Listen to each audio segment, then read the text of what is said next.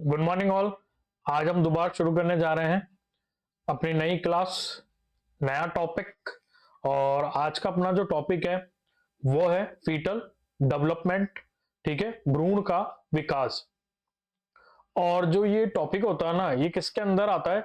ये अपने एम्ब्रियोलॉजी के अंदर आता है। ठीक है, इस टॉपिक को अपन एम्ब्रियोलॉजी के अंदर पढ़ते हैं। तो चलिए शुरू करते हैं अपने आज का टॉपिक, जिसका नाम है भ्रूण का विकास, फीटल डेवलपमेंट। तो सबसे पहले अपन बात करते हैं कि जो एम्ब्रियोलॉजी जो होता है ना, कि एम्ब्रियोलॉजी होता क्या है।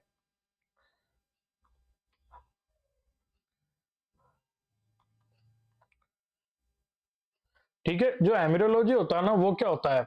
ठीक है, वो होता है विज्ञान की वो शाखा जिसके द्वारा भ्रूण के निर्माण को परिभाषित किया जाता है, एम्ब्रियोलॉजी कहलाता है।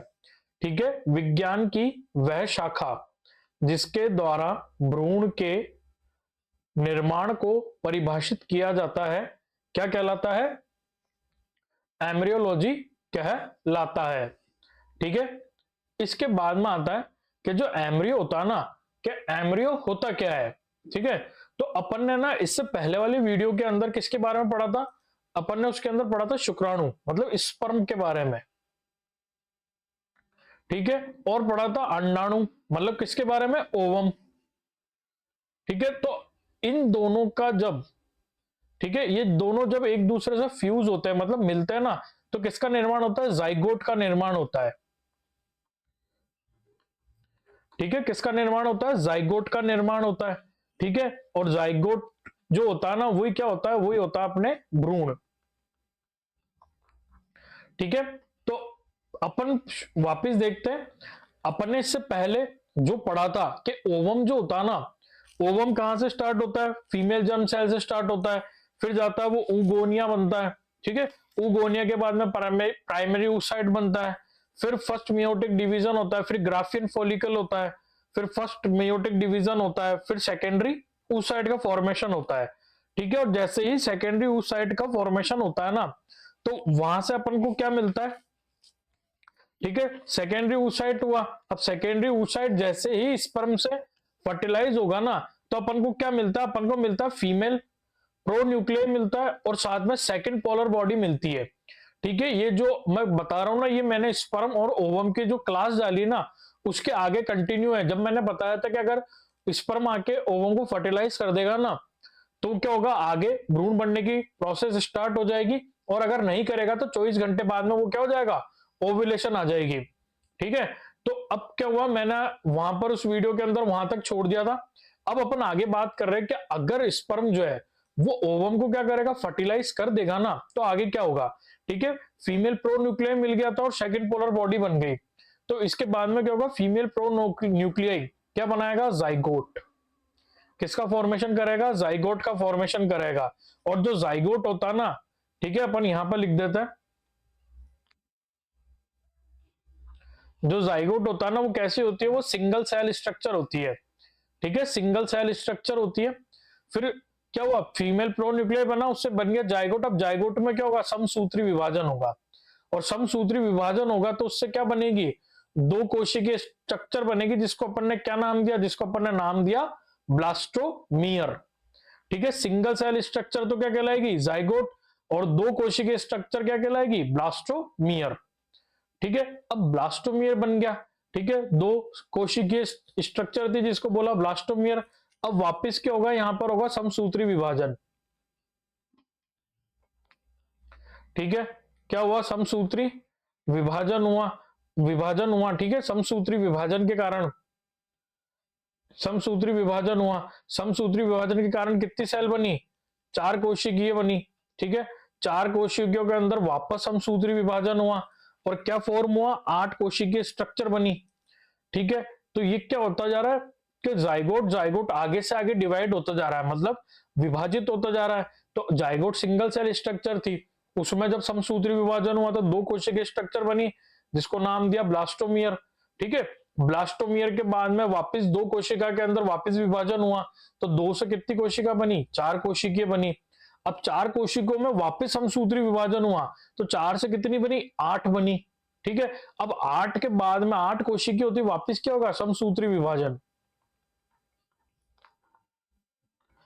क्या होगा, समसूत्री विभाजन होगा। अब 8 कोशिकी किसमें बन जाएगी, 16 कोशिकियों के अंदर बन जाएगी। और जैसे ही 16 सेल स्ट्रक्चर डिवाइड होगी, डिवाइड होगी कितनी हो जाएगी, 64। तो 16 16 से लेकर 64 जो कोशिकीय होता है ना, उसको अपन क्या बोलते हैं, उसको अपन बोलते हैं मोरूला। क्या बोलते हैं, उसको अपन बोलते हैं मोरूला।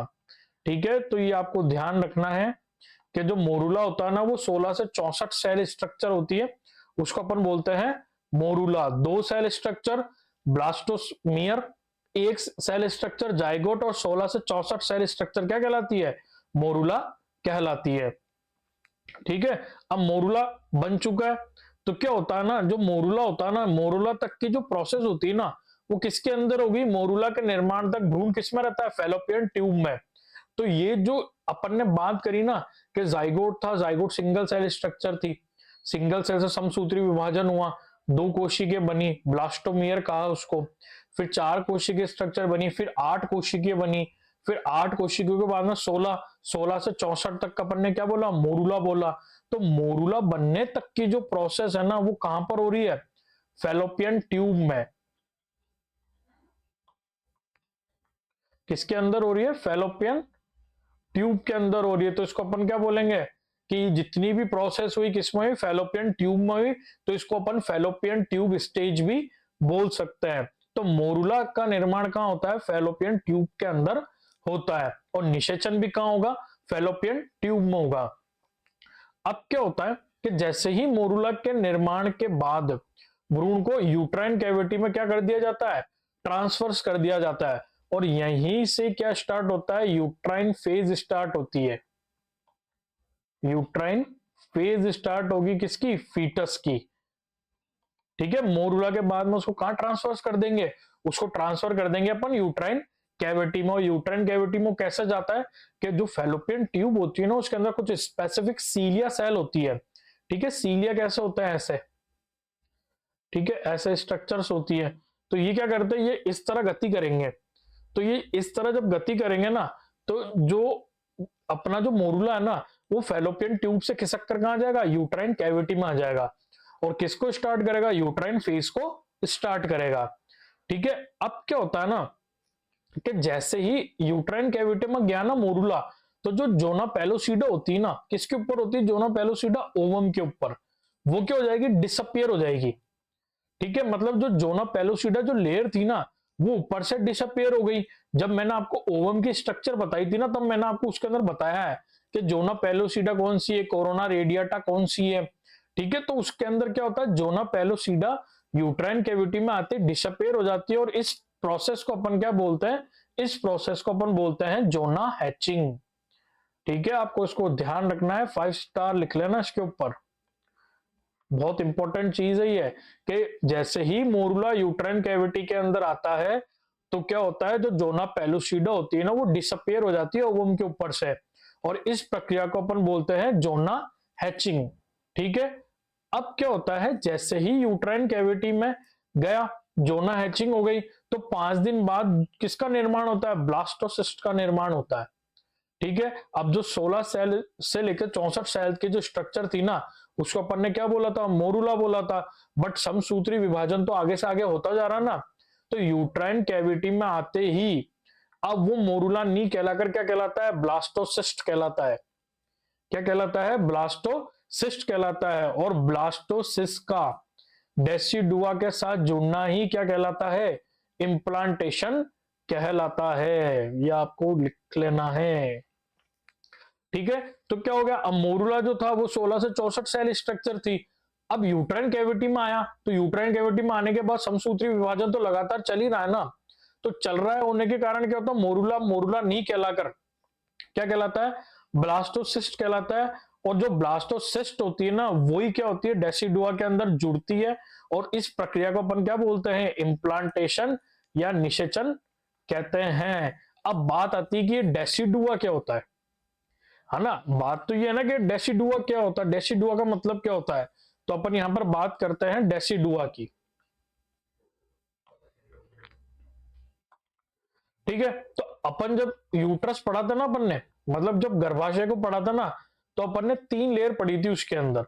ठीक है, सबसे पहली लेयर पढ़ी थी अपन ने पेरीमेट्रियम, मायोमेट्रियम और एंडोमेट्रियम। ठीक है, सबसे भारी थी पेरीमेट्रियम। ठीक है, दूसरी थी अपने पास के अंदर मायोमेट्रियम,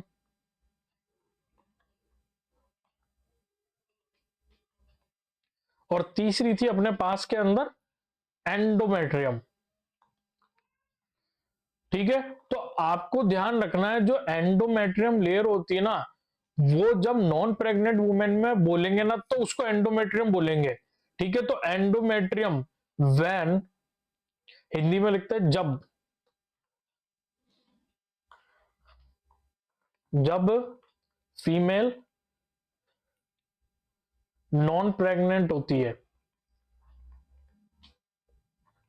ठीक है, प्रेगनेंसी की स्पेलिंग आप लिख लेना, नॉन प्रेग्नेंट होती है ना, तो उस लेयर को, एंडोमेट्रियम को क्या बोलेंगे अपन, एंडोमेट्रियम बोलेंगे।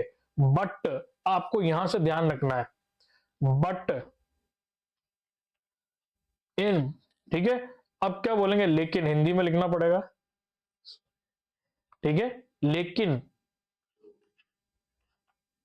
जब अपन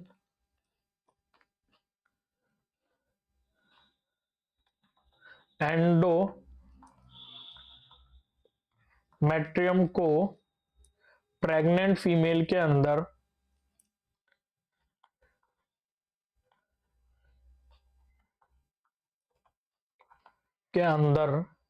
बोलेंगे, तो वह एंडोमेट्रियम ना कहलाकर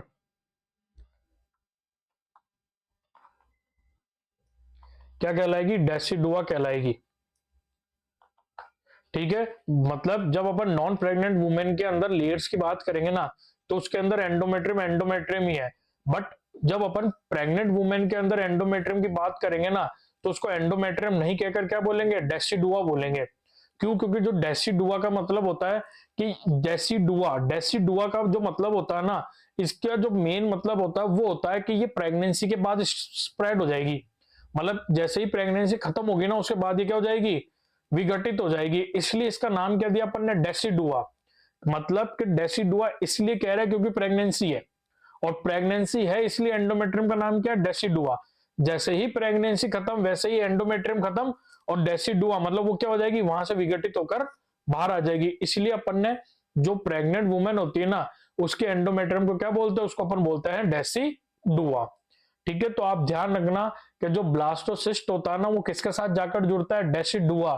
डेसिडुआ का मतलब क्या होता है, pregnant endometrium are called decidua. मतलब प्रेग्नेंट वुमेन के अंदर एंडोमेट्रियम को क्या बोलेंगे, डेसिडुआ बोलेंगे। और ब्लास्टोसाइट्स कहां जुड़ेगी, डेसिडुआ के ऊपर जुड़ेगी, और इम्प्लांटेशन मतलब निषेचन की प्रोसेस होती है। अब अपन देखते हैं कि इम्प्लांटेशन होता कहां है। ठीक है, ये आ गया अपने पास के अंदर यूट्रस, ये और अच्छे से बना देते हैं अपन। ठीक है, ये आ गया अपने पास में यूट्रस। ये जो पार्ट है ये कौन सा है, ये है फंडस। ठीक है, तो जो इम्प्लांटेशन मतलब जो ब्लास्टोसिस्ट है ना, वो कहां पर जाकर जुड़ेगा, वो posterior upper wall of uterus, मतलब यहां। ठीक है, कहां पर, posterior upper wall of uterus. Fundus से नीचे पीछे वाली वॉल पर जाके क्या होता है, अटैचमेंट होता है, और ये होता है नॉर्मल अटैचमेंट। और क्या होता है कि जब इम्प्लांटेशन की प्रोसेस होती है ना, मतलब निषेचन के समय कुछ ब्लीडिंग होती है, उसको क्या बोलते हैं अपन, हार्टमान साइन कहते हैं। आपको ये ध्यान रखना है, 5 स्टार एमसीक्यू। ठीक है, बहुत बार पूछा है कि हार्टमान साइन क्या होता है। तो हार्टमान साइन का मतलब क्या होता है, जब वुमेन के अंदर इम्प्लांटेशन की प्रोसेस होती है ना, तो उस टाइम कुछ वुमेन के अंदर ब्लीडिंग देखने को मिलती है, और उस ब्लीडिंग को अपन क्या बोलते हैं, उस ब्लीडिंग को अपन बोलते हैं हार्टमान साइन। ठीक है। और जो इम्प्लांटेशन होता है वो कहां पर होता है ह्यूमन के अंदर, वो होता है फंडस के अंदर होता है। मतलब आपको क्या बोलना कहां पर होगा, वो होगा फंडस से थोड़ा नीचे, पोस्टीरियर वॉल ऑफ यूट्रस के अंदर। ये होता है अपने पास के अंदर कौन सा, नॉर्मल इम्प्लांटेशन। और एक और चीज मैं आपको बताता हूं, ह्यूमन के अंदर जो इम्प्लांटेशन होता है ना वो इंटरस्टिशियल होता है।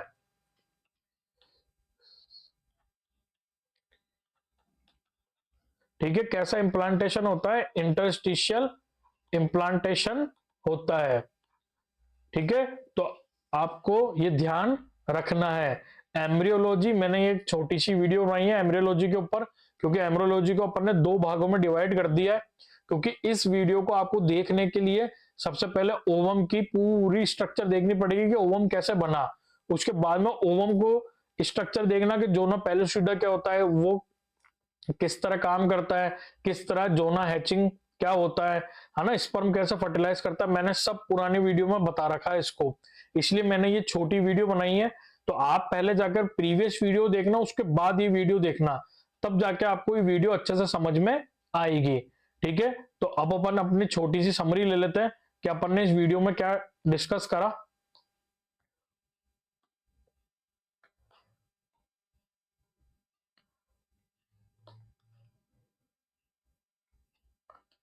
ठीक है, तो अपन ने समरी, इसके अंदर अपन ने सबसे पहले परिभाषा देखी थी कि एम्ब्रियोलॉजी क्या होती है।